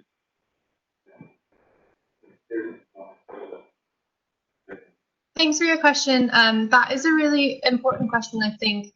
So my first answer would be no, there is not a hierarchy of committees. All of the committees are here for a reason, and they're here to benefit our IVSA members. So putting a hierarchy on committees, I think, is potentially not the right way to look at it. However, there are some committees that are newer than others, and so those committees might require more attention in the time being, especially given that they're newer and may need a little bit more assistance and support in order to fully grow into the amazing opportunities that they'll be able to provide our members. So I wouldn't say that necessarily any committee is more important than others. Some may require more attention than others. Sorry, Cassie, I'm getting a bit of feedback. Is everything okay? Okay. Sorry about that. No, that's okay. I just wanted to make sure everyone could still hear me all right. So I would say that certain committees, of course, are not more important than others. Certain committees may need more attention in order to, again, fully reach that potential. Because, again, each of our committees have been founded for a reason, and that is to provide educational benefits to our IVSA members and provide those opportunities. So I don't think a committee would be established if it wasn't important. Okay, thank you. Nabil has a question for you. Oh, yeah. Hi, Emily. Nabil, IVSA Morocco. Just want something. Since you've already served half the year as a CC, and you have also been a CC secretary as well, it's so rare in Ibsa that we have people run for an ExCo position that have already been occupied. So what is your vision about that? Thanks so much for your question, Nabil. I think if I'm sorry, you cut out a little bit in your question, but I think from what I'm interpreting, you're saying since I have already served as the committee coordinator for half of the term, why I would like to continue to serve. So I began my involvement in IVSA Global as the committee coordinator secretariat because I wanted to find a way to become more involved and really learn more about the positions of ExCo. So in doing that and being involved in the CC Secretariat, I got a little bit more than I bargained for and stepping up to assist in serving on the role of CC during this half of the term. So given the fact that I became a secretariat wanting to learn more about the position, it made sense to me that in the coming term, which is beginning now, I would like to serve as the committee coordinator. And given as well that this half of the term that I was able to serve, while I do hope that I have provided a lot of support to the committee coordinators or the committee chair, sorry, there's still quite a lot of ideas that I would like to carry out and be a part of. For example, in the GA yesterday, I mentioned a task force on equity and diversity, and I think that's something that's very important that the committees could be involved with in the future. So even though I have been very lucky to have the opportunity to have so much experience serving as CC for half the term and CC Secretariat before that, there's just so much more I'd like to give and also work towards listening to other IVSA members' voices and, again, amplifying and projecting those. So all of the ideas that can really benefit our members will come to light and be accomplished through our standing committees. So I hope that answers your question. Again, I'm sorry if I didn't hear it exactly correctly as you broke up a little bit.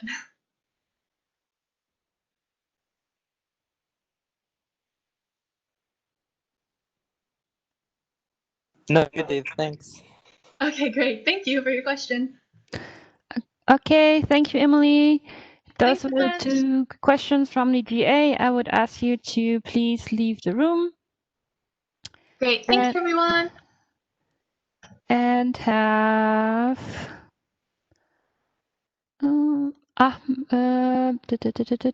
sorry guys, I need to look at my sheet. Ahmed coming up.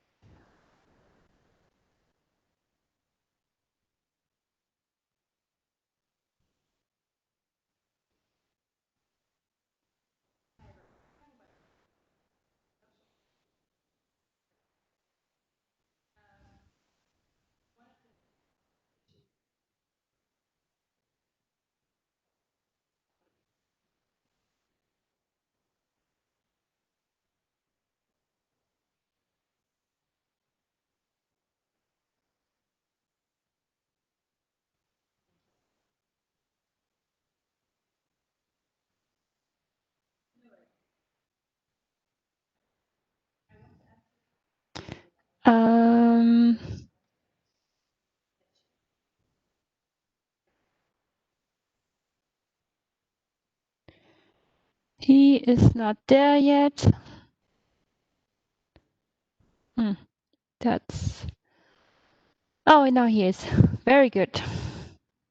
Hello. Hello. Hello, Ahmed. Are you ready for your questions? Hello, Ahmed. Are you ready for your questions? Yes. Very good. First question. In your opinion, what are some of the essential strengths and skills that the CC should have? Okay. For sure, communication skills is very essential for CC, and coordination too. Coordination skills, as he should seek to create new project between committees. For now, 6 committees, and help committee chairs to solve any problems. Learning a lot and learning fast as he working to fit the job.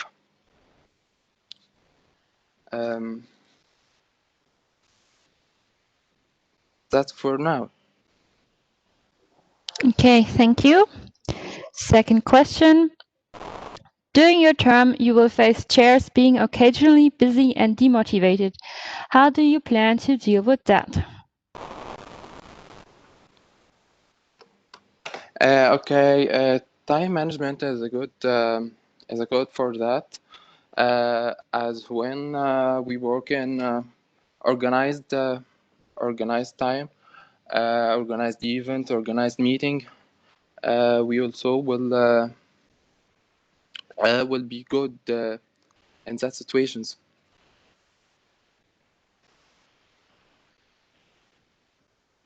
Okay. Third question. Dividing your time between all the committees and the external work that the CC do is one of the biggest challenges that the CC face. How do you think you will manage that without neglecting any committees? Yes, surely it's yes. Why? That's because I was as a CC of my chapter for a year till now, completely year, as I learned how to manage my time for all committees and separate between my life, my only life, and the association time. Give all committees the time they need and for its meetings.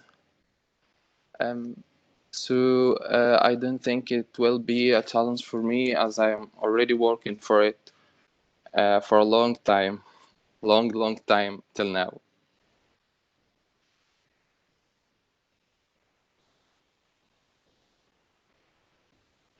Okay, thank you. Those were the 3 questions. Does anyone have a question for Ahmed?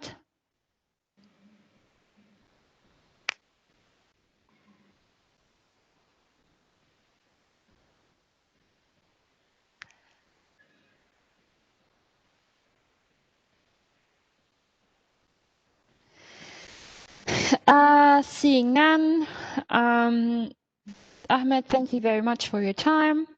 Thank you, All Patty. the thank you. All the CCs can come back in.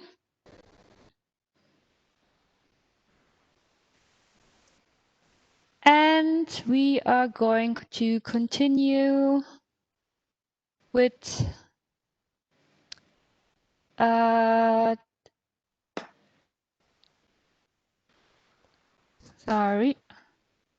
with the public relations coordinator. So, Ina, that would be you.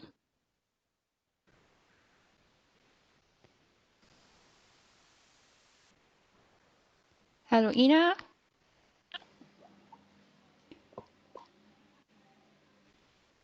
Can you hear me? Can you say something again, please? Hello. Hello. Yes, we can hear you. Okay, great. Okay. Your first question is, what design and video platforms have you mastered? And from a scale of 1 to 10, how competent are you at working with these platforms? So, video and design. So, for video, I've mostly used Photoshop. They have this, I don't remember the video editing tool, but I've used that one. Then for basically everything else, sort of design wise, I've used Krita, which is this free to use. I've used Photoshop, Canva, let me think. GIMP, which is one as well. Hold on, I'm trying to remember all of them. Well, I think that basically covers them. Oh, well, also Inkscape, which is specifically for vector design.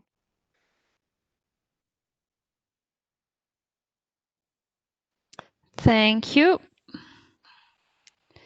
Second question, what are your strategies to increase the member involvement on IVSA activities and opportunities?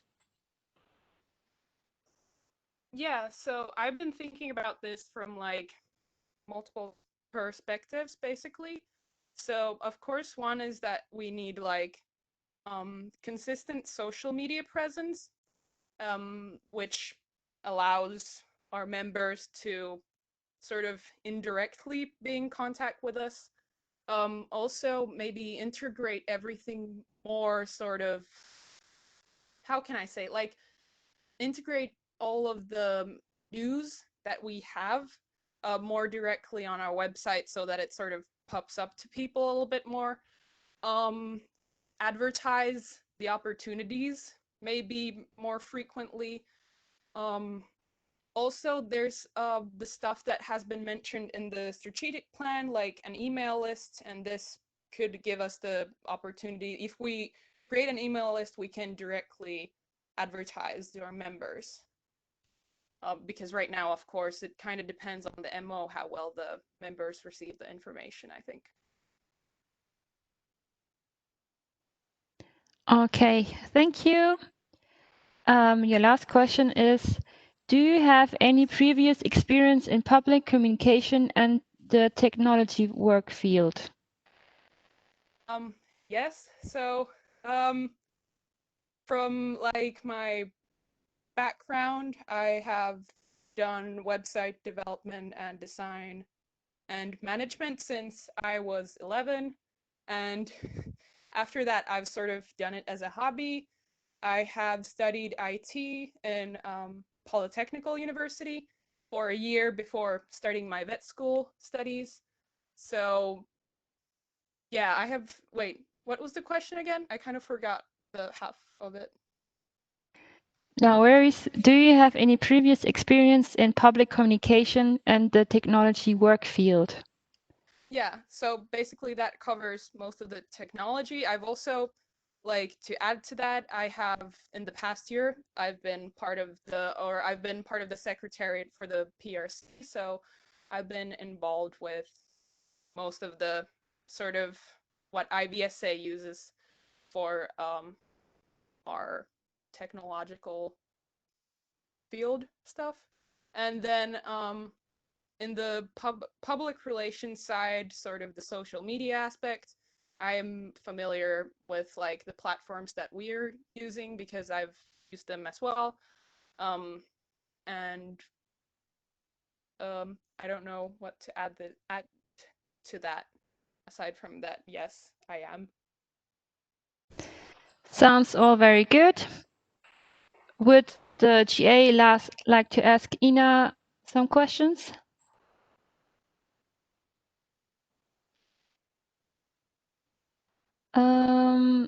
Seeing none. Thank you, Ina, very much for your time. Thank you.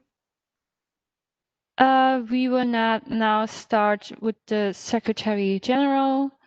Our only candidate for that is Mehdi.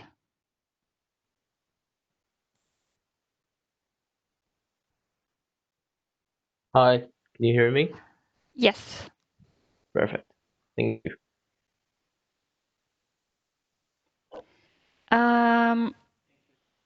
Yes, Mehdi, your first question is, Secretary General is a very time-consuming role. How will you manage your time while still in school and entering clinical rotations? Well, first of all, I got done with my clinical rotations, and next year I'll be in my last year of vet studies, which means that in Morocco we don't have classes, we don't have exams. Basically, we have just a 2-month internship somewhere, and with COVID raging on as it is today, so there is also that which is in the risk of being canceled. Strictly speaking, we do enjoy like a lot of free time during our 6th year, and I could easily put in like a lot of hours basically every single day throughout the year. So I don't think that's gonna be a problem. Thank you. Second questions. The Secretary General is responsible for sorting many forms and documents. How do you plan on staying organized throughout the year? Well, a big part of it is time management, but also having good organization skills. So as for time management, I've been quite good at managing my time, but also um, um, the big part of it is being able to keep deadlines. So deadlines are obviously very important, and I think I'm very good at keeping deadlines, if that is part of the question. The next part is having a good filing system, I guess. So what I would like to do is to work with ExCo as was previously done, and be able to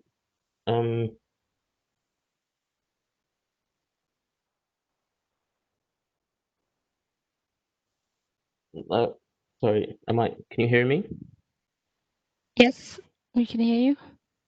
Okay, so I'd like to work with ExCo and find out how to best make every single document available to them, and make sure that everything is easy to access for ExCo, but also for work with the MOD and the PRC teams, to make sure that everything is also available for our delegates as well, and our regular members and member organizations as well.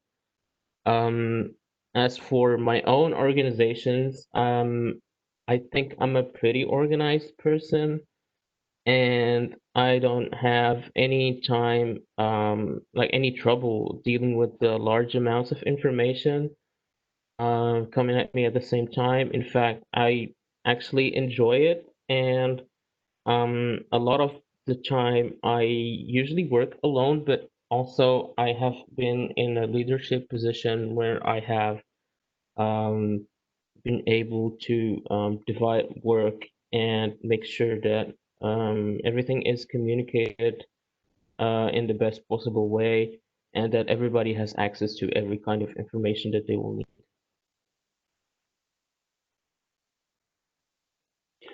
Thank you. Last question.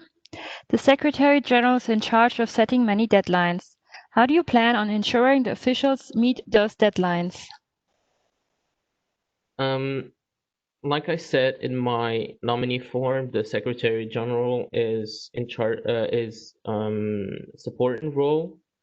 So as it comes to setting deadlines, I think the best part, the best way and the correct way to do it is really to have good communication with all other ExCo members as well as the Secretariat, and make sure that they are in fact able to accomplish their assigned tasks in those exact times.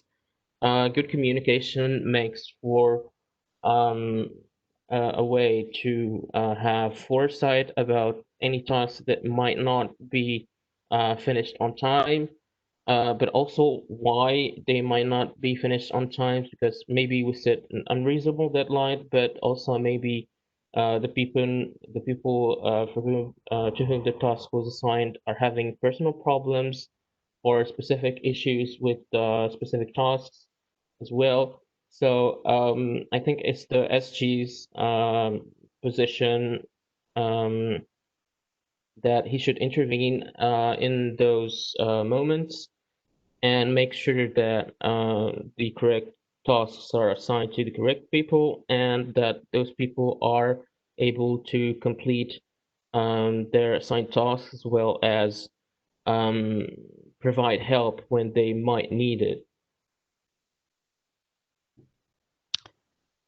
Okay, thank you. Does anyone Thank have a you. question for Mehdi?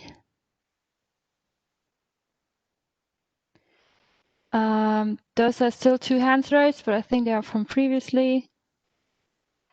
Cool. Then we are coming to our last but not least position, in my opinion, the best position, treasurer. So for this, we have Panos and Nina. We would start with Panos. Nina, I would please ask you to leave the room.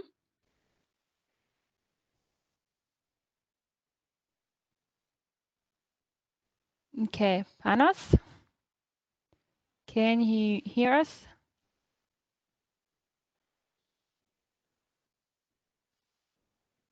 Ah. If you raise your hand, I can unmute you easier. Thanks. I can hear you. Hello. Very good. Oh. Okay, Panos is in the same room as me, and we have now a bit of an overlap. Another question.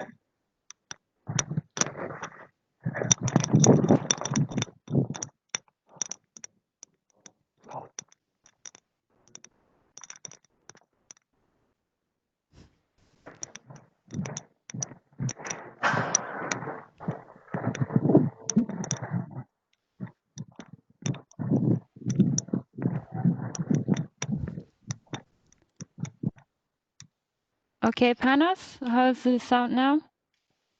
That's good. Okay, very good. So, first question. Do you have any previous experience doing accounting and preparing budgets, be it professional or voluntary? Yes, so can you hear me? Yeah, okay. Yes. Yes, I've been actually the treasurer for the RUC team for the Congress in Greece last year, and we did quite stumble a lot of financial problems as well, but we overcame them with hard work and determination to make this event happen, even if it didn't in the end. Thankfully, not my fault. Okay. Second question. Being treasurer requires a lot of organization of receipts, expenses claims, so on, so forth. How well organized would you say are you? I believe I can organize myself quite well and separate everything in different groups so I can have a track of everything, and I don't lose like any receipt probably. And yeah, I don't think that organization is gonna be a problem, like with Excel sheets and also paperwork with envelopes and stuff. It can all be organized and be separated. Okay. Last question. Treasurer takes up a lot of time in bursts rather than split throughout the year. Will you be able to dedicate the needed time in those burst periods? Yes, as I've stated before in the nominee form and also in my video, I won't have any lectures or something in the uni. I will take a year kind of off, except of some exams that I will have to take in some exam periods. So I will have plenty of time to dedicate myself to the Ibsa work and to treasure. That won't be a problem for me. Okay, thank you. Those were the 3 questions from me. Does the GA have questions? Thomas? Thomas Bonafé, IBSA France. So 6 months ago in the 68th IBSA Symposium in Morocco, you presented a budget for the Congress in Greece that provoked a lot of debate in the GA. At the time, how did your team plan to make the budget viable until 6 months later?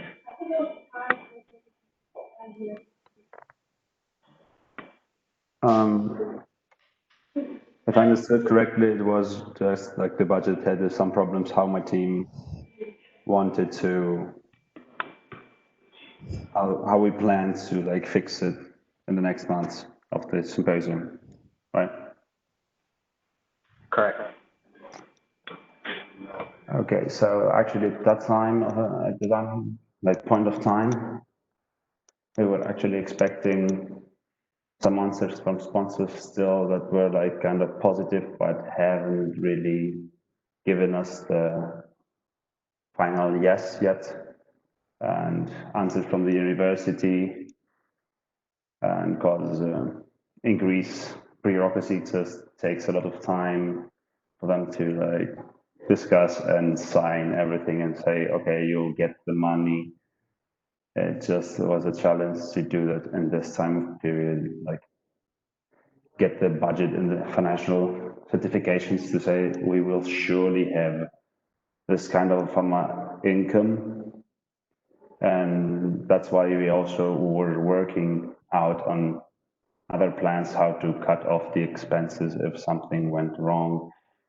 And I think that's what we did afterwards. So in a few weeks, since we said we cannot wait any longer, and that's understandable, we just did cut off some expenses and push the universities even more to just give us the final answer. And we got to a budget that was actually very viable and with 10% of unexpected cost and still be able to have something extra that could work out.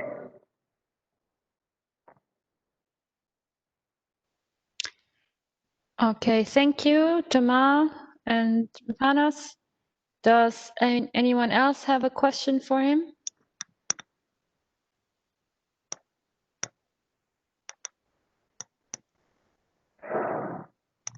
Okay, seeing none.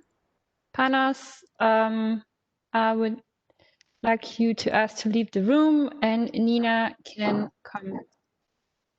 Okay, thank you. Bye.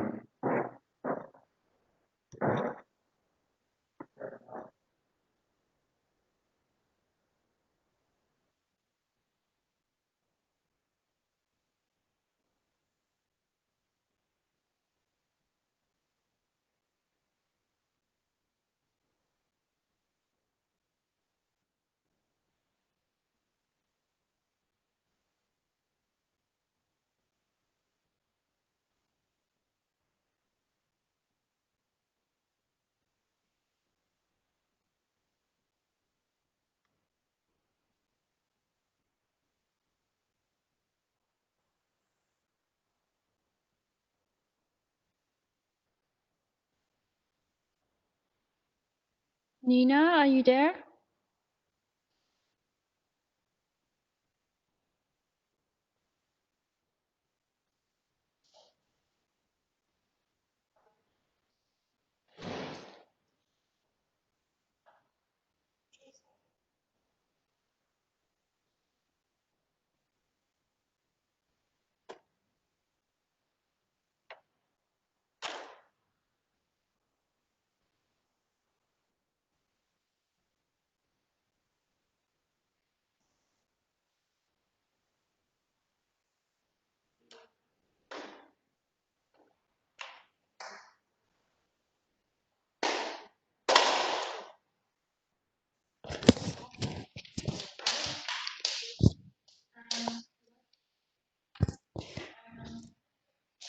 Nina, could you please raise your hand? Okay. Nina, can you hear us? I don't know if you can hear me. Yes, we can hear you. Very good. Ready for your questions? Ready. Okay. Do you have any previous experience doing accounting and preparing budgets, be it professional or voluntary? I do. I was president of a students' parliament back in high school.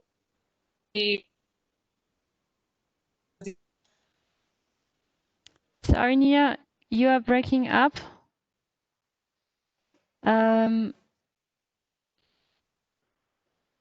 Hello? Hi. Hey. Hey. Could you say something?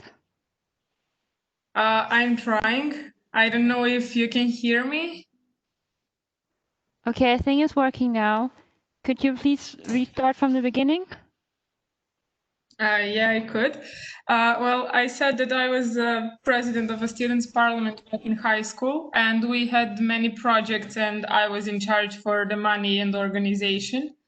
And now in IVSA Serbia, since we are new and don't really have many members, I'm also dealing the finance thing. And in my personal life, I'm keeping track of all the expenses I have. So yes, I do have experience. Okay, very good.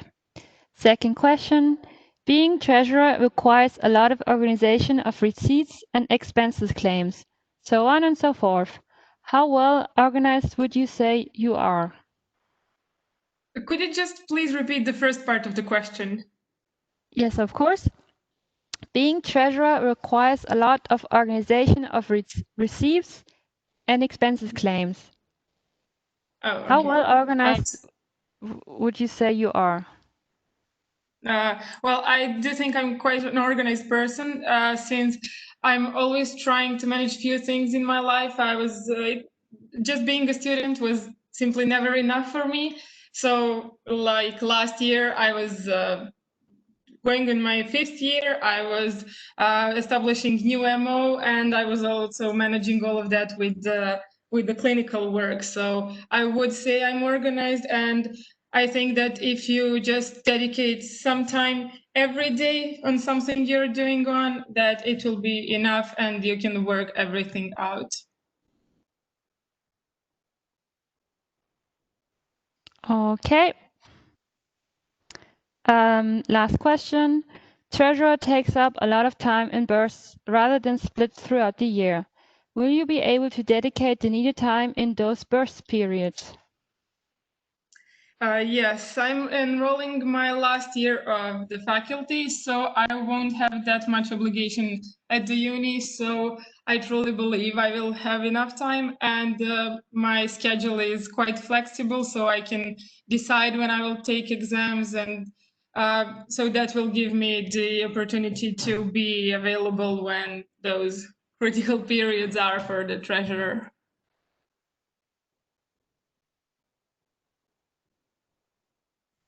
Okay, those were the 3 questions. Does anyone have questions for Nina? Tomas, is that still a hand? Yeah. So to my IVSA friends, we know a great local and maybe national experience in the IVSA and in like treasurer issues. But do you think that you will be able to deal with, let's say, the size of this IVSA global association, which is definitely not the same thing as a local or national thing? Yeah, I believe there will be some challenges because of many different countries' system of paying methods and everything. But that's something I talked about with Kathy, and I believe that I can figure that out because there are always some rules, and you usually just have to follow them. If that was your question, because the first part I'm not sure I heard well.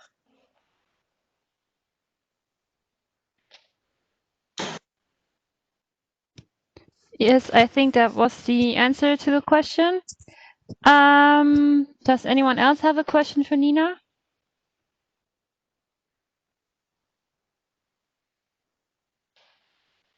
Okay, seeing none, we are done with all the positions.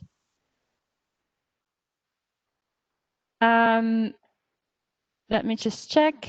Yes, I haven't forgotten anyone. Okay. So guys, we are done. If you want to join the EO meeting, you find the link in the announcement group. Other than that, I wish you a good evening or a good day. I'm very sorry about the delay. Yeah, very apologies for that. So yeah, see you tomorrow at GA.